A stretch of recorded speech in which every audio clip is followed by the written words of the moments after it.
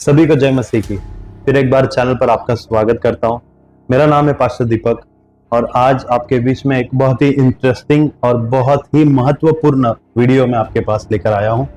इस वीडियो में आप जानेंगे कि जिस कलीसिया में आप जा रहे हैं उस कलीसिया का इतिहास क्या है और किसने कलीसिया की स्थापना की और किसने कलीसिया को बिगाड़ा, सुधारा, और आज जिस कलीसिया में आप जा रहे हैं उसमें सच में आपको जाना चाहिए। क्या सच में जिस कलीसिया का भाग आज आप हैं वो कलीसिया सच में यीशु मसीह ने बनाई हुई कलीसिया है? क्या वो कलीसिया यीशु मसीह के सिद्धांतों को पालन करती है? और कुछ ऐसे सवाल भी है जिनका उत्तर हमने कभी किसी पास्टर को नहीं पूछा। जो हम नए नए विश्वासी हुए हैं, जो नए नए हम अन्य जाति से विश्वासी बने हैं, हमको ये नहीं पता कि कैथोलिक लोग कौन होते हैं, प्रोटेस्टेंट्स कौन होते हैं, ये कैथोलिक चर्च क्या है, प्रोटेस्टेंट क्या है, मेथोडिस्ट क्या है, ये हमको नहीं पता। हम बस कलीसिया में जा रहे हैं और आ रहे हैं। आपके इन्हीं सवालों का जवाब इस वीडियो में है। इस वीडियो को आप अंत तक देखें और चैनल पर पहली बार आए हैं चैनल को सब्सक्राइब कीजिए। आइए वीडियो को शुरू करते हैं।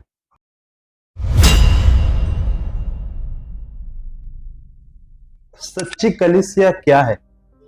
जो कलीसिया यीशु मसीह ने बनाई, आज वो कलीसिया कहां पे है और क्या सचमुच हम उस कलीसिया का भाग है? आज ये सवाल मैं आपके बीच में रखना चाहता हूं। और फिर आज जो डिनोमिनेशंस हमें दिखते हैं, बहुत अलग अलग सिद्धांत हमें दिखते हैं, उनको किसने बनाया और फिर क्या हमें सच में उन डिनोमिनेशंस का, उन सिद्धांतों का पालन भी करना चाहिए या नहीं, इसका उत्तर आज हम जानेंगे। जो सबसे पहली कलीसिया थी, जिसको हम पहली शताब्दी की कलीसिया कहते हैं, ये कलीसिया लगभग 30 एडी, यीशु मसीह के बाद 30 वर्षों के बाद पहली कलीसिया जो यीशु मसीह के प्रेरित थे उन्होंने शुरुआत की थी। और उसमें सभी को सम्मिलित किया जाता था।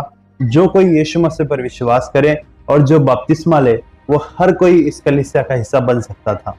लेकिन आगे जाकर बहुत सारी चीजें ऐसी बदली जो कलीसिया को और कलीसिया के सिद्धांतों को बदलने वाली थी। देखिए, मसीह लोग, ये नाम क्रिश्चियंस, ये नाम उनको वो मसीह थे इसलिए नहीं पड़ा था। वो लोग यीशु के पीछे चलते हैं। कलीसिया के लोग मसीह को फॉलो करते हैं, इसलिए उनको चिढ़ाने के स्वरूप में वो मसीह कर बुलाए जाने लगे। उनको क्रिश्चियंस बुलाया जाने लगा। अभी ये जो क्रिश्चियंस थे, ये क्रिश्चियंस कलीसिया में तो जाते थे, लेकिन जब पौलुस की कलीसिया शुरू थी, देखिए कलीसिया में ऐसे भी लोग थे जो यीशु मसीह के सिद्धांतों को नहीं समझ पाते थे या फिर उसको बिगाड़ने का, उसको बदलने का प्रयास करते थे। यदि आप बाइबल में देखें, दूसरा करंथी पुस्तक, इसका 2 अध्याय 17 वचन में पौलुस कहता है कि तुम किसी और सुसमाचार के पीछे चलने लगे हो। कुछ लोग हैं जो तुम्हारे बीच में गलत शिक्षाओं को लाने की कोशिश कर रहे हैं। देखिए, हमको लगता है कि गलत शिक्षाएं हमें आज देखने को मिलती है। आज की इस कलीसिया में हम करप्ट हो चुके हैं या फिर गलत टीचिंग्स है, ऐसा हमें लगता है। लेकिन पौलुस, जिस जमाने में पौलुस था, उसी जमाने से कलीसिया में गलत शिक्षाओं का आगमन होना शुरू हो गया था। तभी से गलत शिक्षाएं हैं, अभी से नहीं है। तब वो शुरुआत हो चुकी थी। तब कुछ लोग थे जो यहूदी ही थे, लेकिन यीशु मसीह ने जो सुसमाचार बताया, यीशु का जो टीचिंग्स थे, वो टीचिंग्स को बदलकर पौलुस या फिर प्रेरितों ने जो टीचिंग्स बताए, जो शिक्षाएं बताई, उनको बदलकर कुछ अलग करने की कोशिश कर रहे थे। ये जो हम आज देख रहे हैं ना, अलग अलग सोच, ये सब वहीं से शुरू हो चुका था, तब से शुरू हो चुका।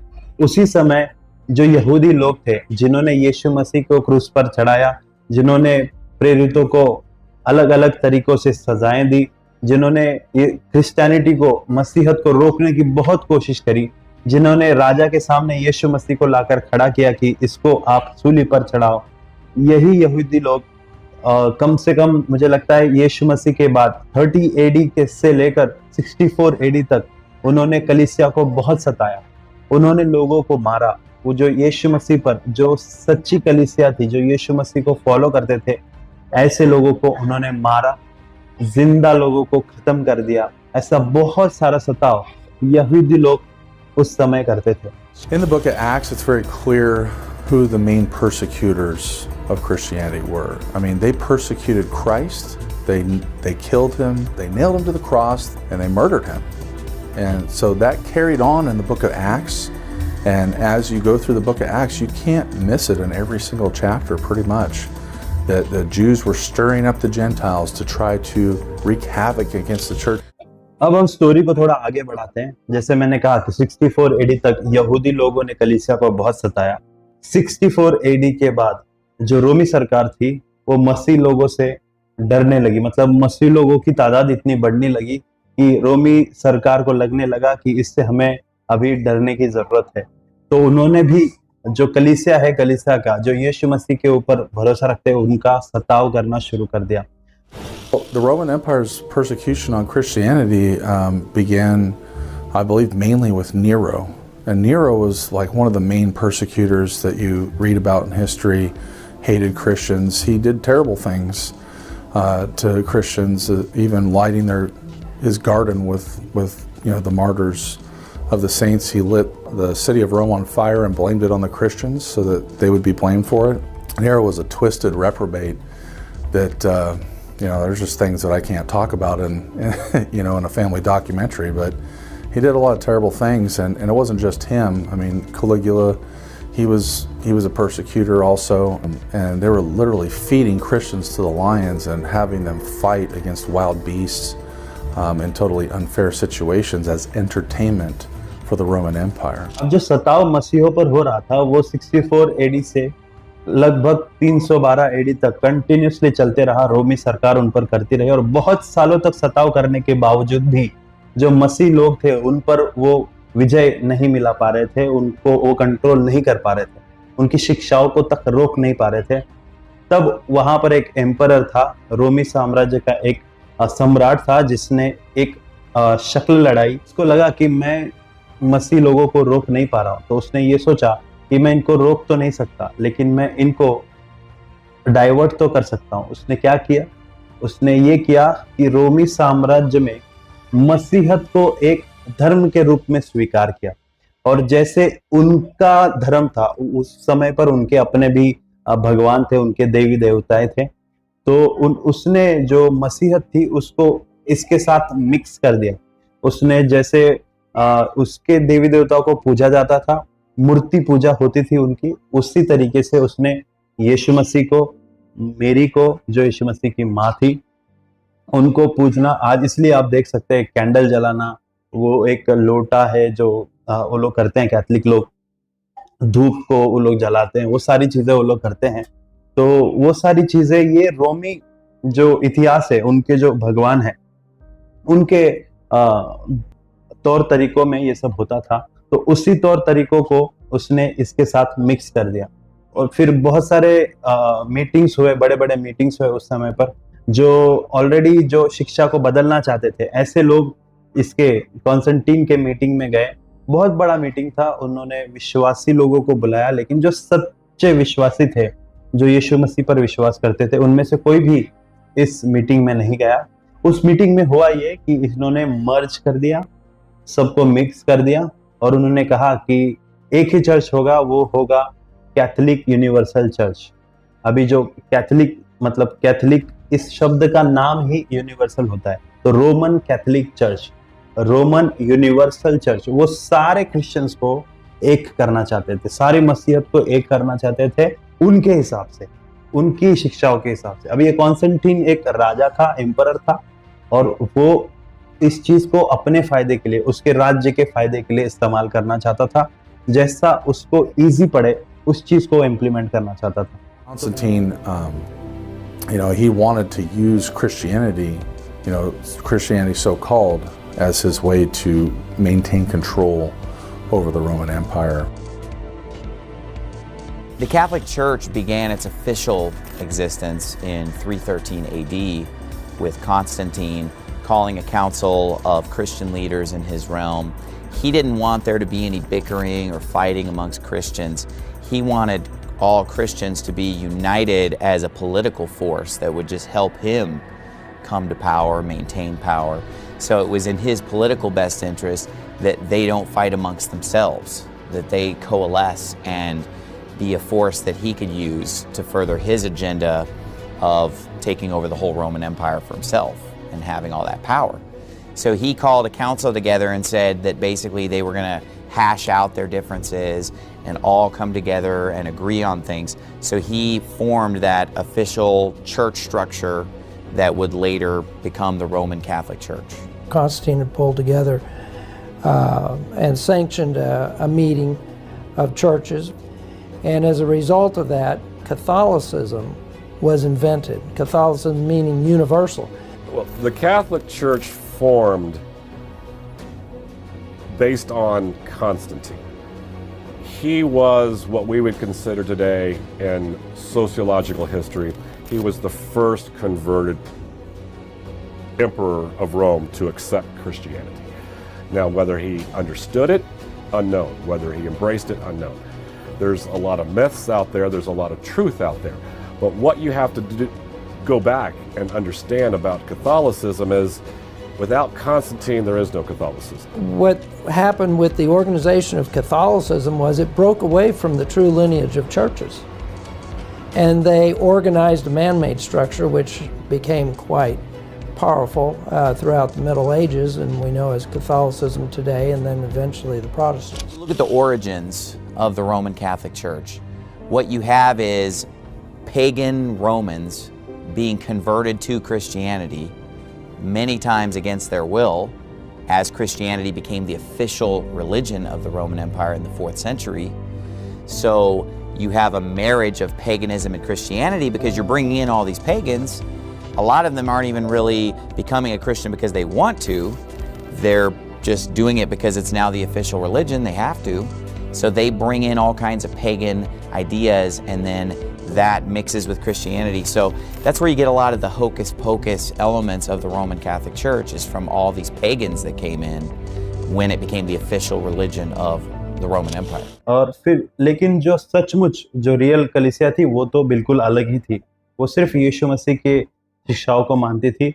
अभी रोमन कैथोलिक चर्च में ये जो लोग हैं, ये लोग स्प्रिंकल बैप्टिज्म, छिड़काव का बपतिस्मा को मानते थे। लेकिन जो रियल कलीसिया थी, जो सच्ची कलीसिया थी, वो इमर्जिंग या फिर डुबाने वाला बपतिस्मा, पूरी तरह से जिस बपतिस्मा में इंसान को डुबाकर पानी में बपतिस्मा दिया जाता है, उस बपतिस्मा को ये रियल क्रिश्चियंस मानते थे। अब कहानी को और आगे बढ़ाते हैं। ये उसके बाद कम से कम 1012 एडी में एक बहुत बड़ा स्प्लिट ये रोमन कैथोलिक चर्च में देखने को मिला। 11th century, you had a major split in the Roman Catholic Church around 1058 AD, the Great Schism it's known as, where you have the break between what we now know as the Roman Catholic Church and the East Orthodox Church. Some of the issues that split was over were baptism, because of course the Orthodox baptized by immersion. Greek being their native language, they understand that the Greek word baptizo means to immerse. So they stuck with baptism by immersion. Roman Catholic Church doing sprinkling, pouring, things of that. दो भाग but गए, जिसमें Roman Catholic अलग हो गए जो छिड़काव का बपतिस्मा मानते थे, और ईस्ट ऑर्थोडॉक्स जो लोग थे इनका एक अलग ग्रुप बन गया जो इमर्जिंग बपतिस्मा को मानते थे। तो ये बहुत बड़ा घटना था, इसको द ग्रेट सिज्म ऐसा नाम दिया गया। अभी मैं वीडियो बहुत लंबा हो जाएगा, इसलिए मैं थोड़ा कहानी को आगे बढ़ाता हूँ। अभी आता है और एक घटना जो बहुत बड़ी घटना थी, जो 1517 एडी, उसमें कुछ विश्वासी थे, कुछ पादरी थे, जिनमें नाम आता है मार्टिन लूथर का, जिनमें नाम आता है जॉन कैल्विन का। ये जो पादरी लोग थे, इन्होंने देखा जो रोमन कैथोलिक चर्च पढ़ा रहा है वो बहुत अलग है और जो बाइबल कहता है वो बहुत अलग है। तो इन्होंने प्रोटेस्ट किया, इन्होंने इस चीज के अगेंस्ट बात की। तब उस समय नॉर्मल लोगों को बाइबल पढ़ने का अधिकार नहीं था, तो इन्होंने क्या किया, प्रोटेस्ट किया कि तुम क्या सिखा रहे हो और तुम क्या बता रहे हो, ये उद्धार तो सबके लिए है, ऐसा है वैसा है, बहुत सारी चीजें इन्होंने बोली। तो इन्होंने जब कैथोलिक चर्च के अगेंस्ट प्रोटेस्ट किया, उनको कहा गया प्रोटेस्टेंट। ये कैथोलिक चर्च जो रोमी सरकार की चर्च थी या फिर जो कैथोलिक चर्च था, उन्होंने कहा कि ये जो प्रोटेस्ट कर रहे हैं इनको हम प्रोटेस्टेंट बुलाएंगे। तो आज हम जो प्रोटेस्टेंट कलीसिया देखते हैं, ये प्रोटेस्टेंट कलीसिया यहाँ से आई है। Martin Luther said, I didn't leave the church left me. So he saw himself as the continuation of the true Catholic Church. That's why when you go to Protestant churches, they recite the Apostles' Creed, and it says, "We believe in the Holy Catholic Church." They still consider themselves Catholics. They believe in that universal church doctrine.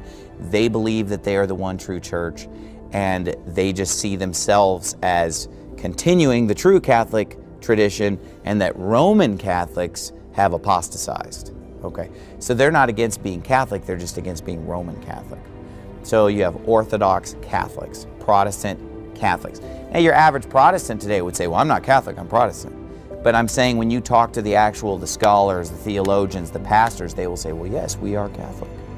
And things that Martin Luther said and John Calvin said back that up, that they saw themselves as the true Catholic. A Catholic priest like Martin Luther, because that's exactly what he was, who had no intention of leaving the Catholic Church, when he created his 95 Theses, and posts on the wall, he all he wanted was just a reformation of the church. He wanted to reform it. He wanted to restructure it just enough to try to get back to what he perceived to be biblical doctrine. But he had no intention of leaving the Catholic Church, and many of his beliefs still completely lined up with the Catholic Church. There were just some changes that he wanted to make, and ultimately it was the Catholic Church that decided that's too much, and kicked him out. तो आज अगर आप Protestant कलीसिया में जाते हैं तो वहां पर जो विश्वास है उस विश्वास को देखना बहुत जरूरी है। मैं इसकी बात आगे करूंगा, आप ध्यान से इस वीडियो को देखते रहिए, आखिर तक वीडियो देखिए, आपको समझ में आएगा। आपको बताऊंगा कि रियल कलीसिया जो यीशु मसीह ने बनाई हुई कलीसिया क्या है और कौन सी है और आपको कहाँ होना चाहिए। तो आइए अब बात को आगे बढ़ाते हैं। जब इन्होंने ये सेपरेट हुए, जो कैथोलिक लोगों से ये प्रोटेस्टेंट लोग सेपरेट हुए, उनमें भी बहुत सारे विश्वास बंटने लगे। आप देखें तो ओनली जीसस वाले हैं, ओनली गॉड वाले हैं, अभी बहुत सारे हैं, ट्रिनिटी वाले हैं, बहुत सारी चीज़ें हैं। तो हम किसके पास जाए, कैसे जाए और क्या सोच के हम मसीह के पीछे चले, किसके पीछे चले, ये बहुत बड़ा सवाल है।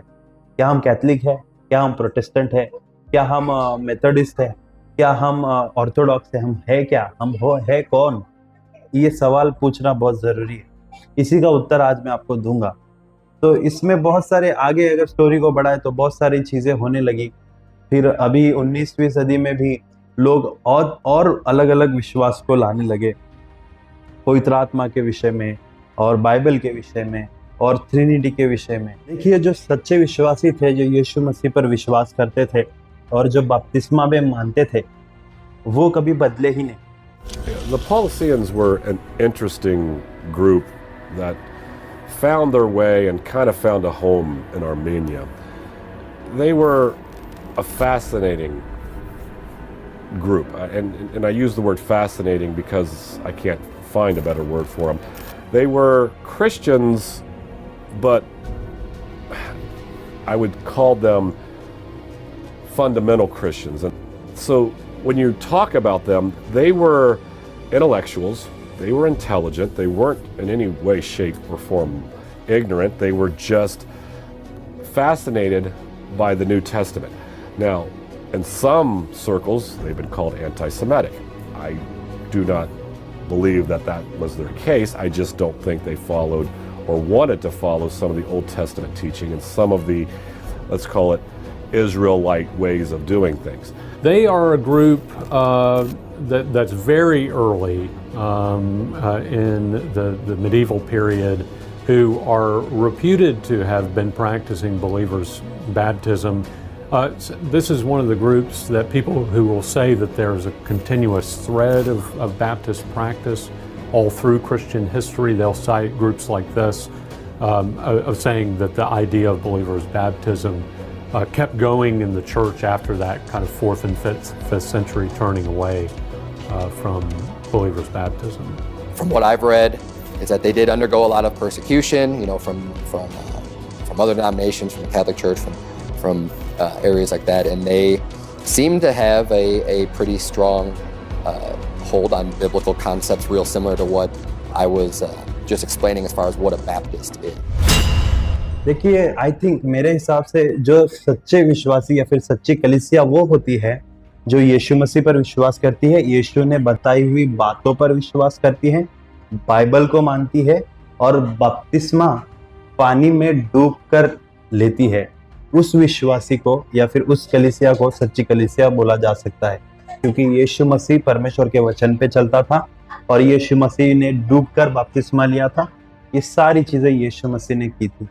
तो जो यीशु मसीह को, और यीशु मसीह ये कहते हैं कि तुम मुझे अनुकरण करो, मुझे फॉलो करो, मैं जैसा हूं वैसा बनो।